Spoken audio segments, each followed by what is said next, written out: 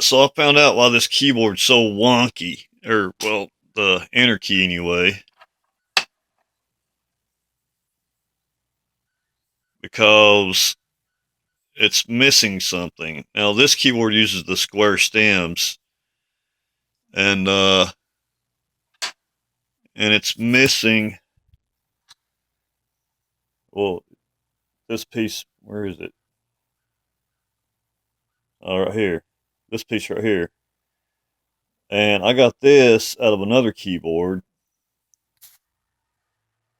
I got it out of this keyboard that came out of a beat up TRS-80 color computer one, and it's still missing the space bar. Well, it's not missing the space bar, but the space bar is warped. So I'm gonna have to fix that. But that color computer one, I mean, it's in pretty rough shape, and it just displays garbage on the screen when it's turned on. So this is like a much later project down the road. On this original Model 1 computer, which doesn't have a numeric keypad, the keys have the cross stems on them. So I'd show you that, but these keys are really hard to get off. And these keyboards are really good.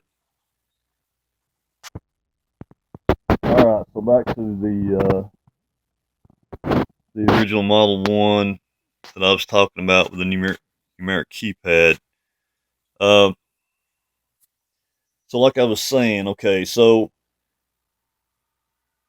I remembered that the other keyboard from the Color Computer 1 that I had, it had the same kind of square stem. So it's like, okay, let's look at the enter key. So it had this in there. I don't know. You could see it. There's like a empty square slot in here. So this is supposed to be in there, but it's missing.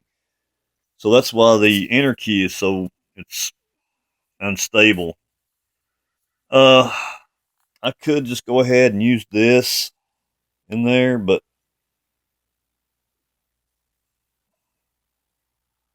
that'd probably be the best idea. But I'm thinking I also want to just go ahead while I got this out is try to uh, reprint this. Is create a 3D model and print this out.